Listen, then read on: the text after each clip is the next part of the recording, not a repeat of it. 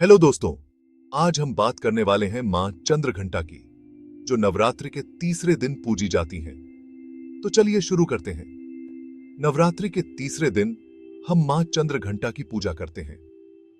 वो मां दुर्गा का तीसरा रूप है। मां चंद्रघंटा का नाम उनके माथे पर बने आधे चांद से पड़ा है, जो 1 घंटे जैसा लगता है।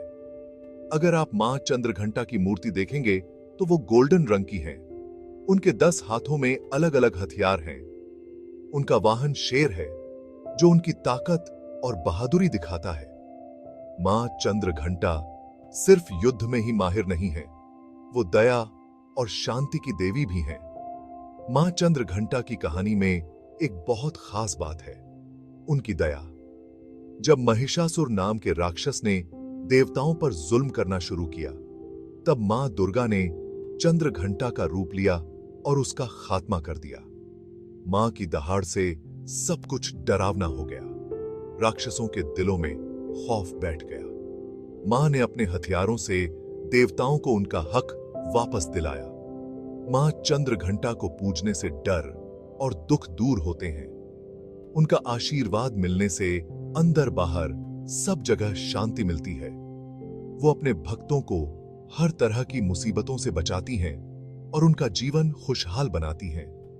तो दोस्तों, मां चंद्रघंटा की कहानी से हमें यही सीख मिलती है कि बड़ी से बड़ी मुसीबत में भी हमें धीरज और हिम्मत से काम लेना चाहिए। मुझे उम्मीद है आपको यह कहानी अच्छी लगी होगी। जय मां चंद्रघंटा। शुक्रिया।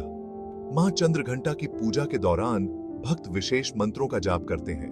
इन मंत्रों का जाप करने से मन को शांति और शक्ति मिलती है। मां चंद्रघंटा को लाल और सुनहरे रंग के फूल बहुत प्रिय हैं। इन फूलों से पूजा करने से मां जल्दी प्रसन्न होती हैं। मां की आरती के समय भक्त दीप जलाकर उनकी आराधना करते हैं। भजन और कीर्तन से वातावरण पवित्र और सकारात्मक हो जाता है। पूजा के बाद भक्तों में प्रसाद बांटा जाता है। प्रसाद में मिठाई और फल होते हैं, जो मां का आशीर्वाद माने जाते हैं।